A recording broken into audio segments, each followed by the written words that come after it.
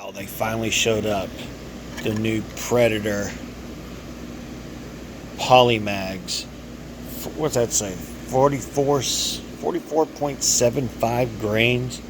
I'm telling you, I thought the 22 calibers look huge, but this looks a hell of a lot better in person. That is just ridiculous. I can't imagine that going 1,000 feet per second. Well, I got the Hatsan 30 caliber vortec. Be here shortly. Stand by. I'll do some reviews that I haven't yet seen on penetration test. See if it's accurate at 100 yards, stuff like that. See you shortly.